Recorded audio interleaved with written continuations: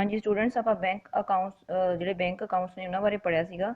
ਅੱਜ ਆਪਾਂ banking services ਪੜ੍ਹਦੇ ਹਾਂ। ਬੈਂਕ ਡਰਾਫਟ ਪਹਿਲਾ ਪੁਆਇੰਟ ਹੈ ਇਹਦਾ।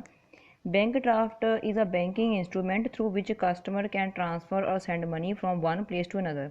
ਬੈਂਕ ਡਰਾਫਟ ਇੱਕ ਇੱਦਾਂ ਦਾ ਇੰਸਟਰੂਮੈਂਟ ਆ ਜਾਂ ਇੱਕ ਇੱਦਾਂ ਦੀ ਡਿਵਾਈਸ ਆ ਜਿਹਦੇ ਨਾਲ ਅਸੀਂ ਇੱਕ ਜਗ੍ਹਾ ਤੋਂ ਦੂਜੀ ਜਗ੍ਹਾ ਪੈਸਾ ਟਰਾਂਸਫਰ ਕਰ ਸਕਦੇ ਹਾਂ।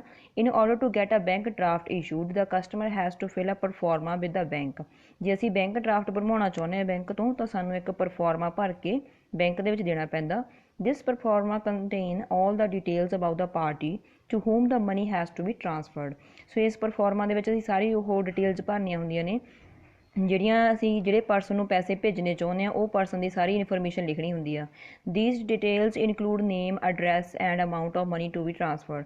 ਸੋ ਇਹਦੇ ਵਿੱਚ ਡਿਟੇਲ 'ਚ ਆਉਂਦਾ ਜਿਹੜੇ ਪਰਸਨ ਨੂੰ ਆਪਾਂ ਪੈਸਾ ਭੇਜਣਾ ਉਹਦਾ ਨੇਮ, ਉਹਦਾ ਐਡਰੈਸ ਅਤੇ ਕਿੰਨੀ ਅਮਾਊਂਟ ਭੇਜਣੀ ਆ।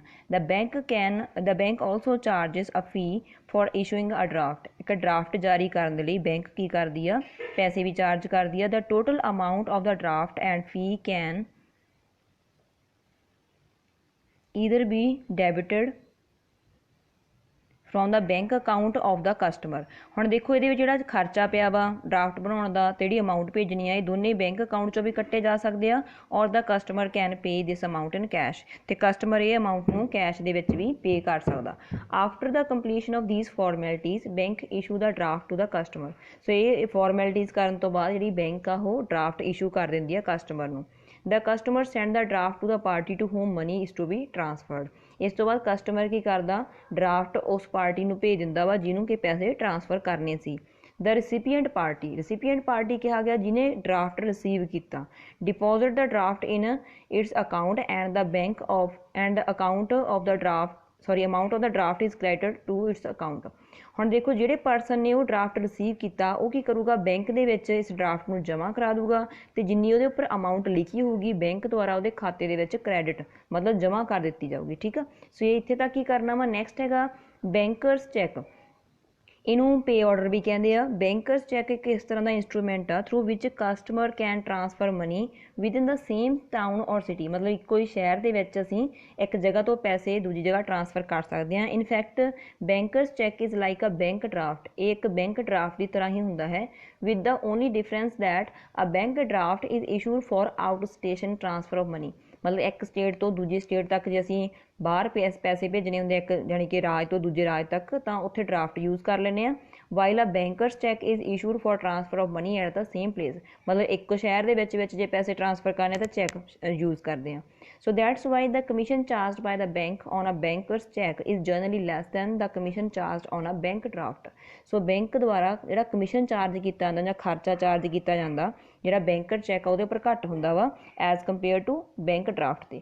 ਸੋ it must be noted that here that procedure for issuing a bank cheque may by the bank is same that the procedure followed for issuing a bank draft। So bank draft ਜਾਰੀ ਕਰਨ ਲਈ ਜਿਹੜਾ procedure follow ਕੀਤਾ ਗਿਆ ਸੀ ਉਹੀ check ਜਾਰੀ ਕਰਨ ਲਈ ਵੀ ਕੀਤਾ ਜਾਂਦਾ। ਨੈਕਸਟ ਟੌਪਿਕ ਵਿੱਚ ਹੈ ਬੈਂਕ ਓਵਰਡਰਾਫਟ। ਬੈਂਕ ਓਵਰਡਰਾਫਟ ਇੱਕ ਇਸ ਤਰ੍ਹਾਂ ਦੀ ਫੈਸਿਲਿਟੀ ਆ ਜਿਹੜੀ ਕਿ ਕਸਟਮਰਸ ਨੂੰ ਦਿੱਤੀ ਜਾਂਦੀ ਆ ਬੈਂਕ ਦੁਆਰਾ to overdraw his current account up to a specified amount. ਮਤਲਬ ਅਸੀਂ ਆਪਦੇ ਕਰੰਟ ਅਕਾਊਂਟ ਦੇ ਵਿੱਚੋਂ ਕੁਛ ਜ਼ਿਆਦਾ ਪੈਸੇ ਕਢਾ ਸਕਦੇ ਹਾਂ। ਮਤਲਬ ਜਿੰਨੇ ਅਸੀਂ ਜਮ੍ਹਾਂ ਕਰਾਏ ਉਦੋਂ ਵੀ ਵੱਧ ਕਢਾ ਸਕਦੇ ਹਾਂ।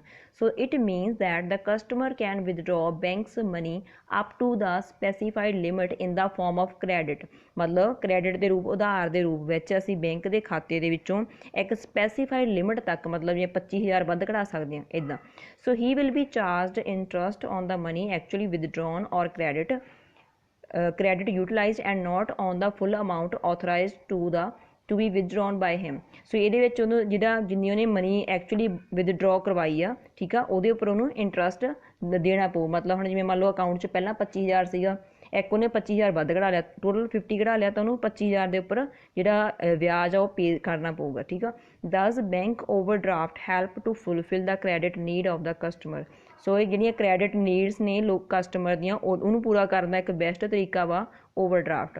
ਦਿਸ facility is generally utilized by the businessman ਲੋਕ ਇਹ ਫੈਸਿਲਿਟੀ ਨੂੰ ਯੂਜ਼ ਕਰਦੇ ਨੇ।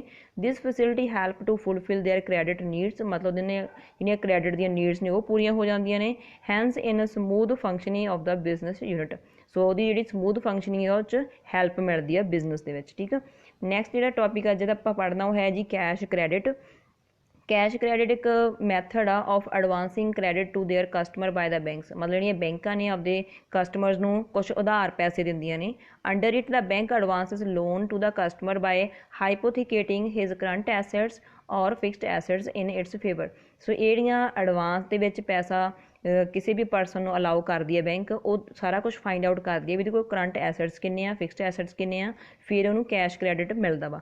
ਫਸਟ ਕੈਸ਼, ਇਹਦੇ ਵਿੱਚ ਦੋ ਮੇਨ ਡਿਫਰੈਂਸ ਆ ਜਿਹੜੇ ਕਿ ਓਵਰਡਰਾਫਟ ਤੇ ਕੈਸ਼ ਕ੍ਰੈਡਿਟ ਦੇ ਵਿੱਚ ਹੈਗੇ ਆ। ਪਹਿਲਾ ਤਾਂ ਇਹ ਆ ਵੀ ਜਿਹੜਾ ਕੈਸ਼ ਕ੍ਰੈਡਿਟ ਹੁੰਦਾ is advanced against the security of current assets or fixed assets of the customer. ਜਿਹੜਾ ਕੈਸ਼ ਕ੍ਰੈਡਿਟ ਦੀ ਫੈਸਿਲਿਟੀ ਕਿਸੇ ਵੀ ਪਰਸਨ ਨੂੰ ਦਿੱਤੀ ਜਾਂਦੀ ਆ, ਇਹ ਉਹਦੇ ਕਰੰਟ ਐਸੈਟਸ ਤੇ ਫਿਕਸਡ ਐਸੈਟਸ ਨੂੰ ਧਿਆਨ 'ਚ ਰੱਖ ਕੇ ਦਿੱਤੀ ਜਾਂਦੀ ਆ। ਵਾਈਲ ਜਿਹੜਾ ਓਵਰਡਰਾਫਟ ਸੀਗਾ ਉਹ ਨੈਗੋਸ਼ੀਏਟੇਬਲ ਸਿਕਿਉਰਿਟੀ ਦੇ ਅਗੇਂਸਟ ਹੀ ਮਿਲਦਾ ਵਾ। ਸੈਕਿੰਡ ਕਿਹੜਾ ਡਿਫਰੈਂਸ ਆ, cash credit is relatively long term facility ਹੁੰਦੀ ਆ for granting credit by the bank.